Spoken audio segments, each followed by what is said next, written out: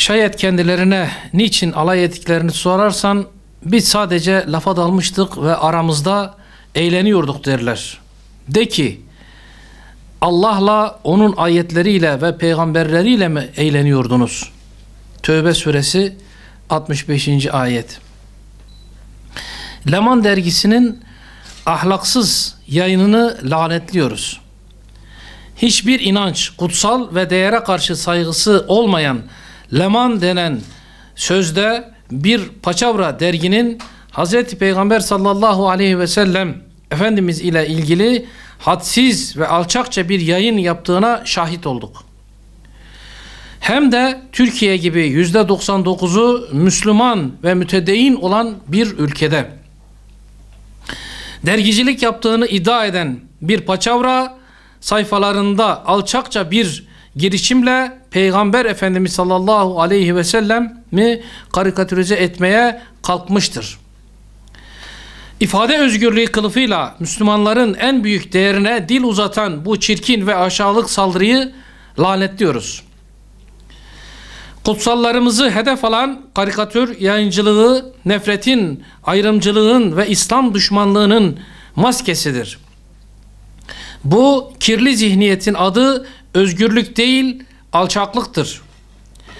İnancımızın, değerlerimizin, mukaddesatımızın paçavralarda konu edilme cüretine asla izin vermeyeceğiz. Peygamberimize hakaret, milyonlarca Müslümanın kalbine ve vicdanına saldırıdır. Bunlar sadece kendi müptezelliklerini ve ahlaksızlıklarını ortaya koyuyorlar. Dini değerlere ve kutsallara saldırı, mizah ve ifade özgürlüğü değildir. İfade özgürlüğünü din ve inanç düşmanlığına dönüştürmek ancak hastalıklı bir zihniyetin ürünü olabilir. Leman dergisinin yaptığı bir mizah değil, terbiyesizliktir. İslam'a duyulan nefrettir. Kutsallarımızdan elinizi ve dilinizi çekin, haddinizi bilin diyoruz.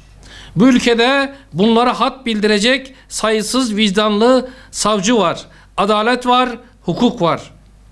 Hukuk nezdinde bu alçaklığın hesabını soracağız. Bu provokatif, nefret saçan yayıncılığa karşı her zeminde mücadele etmeye devam edeceğiz.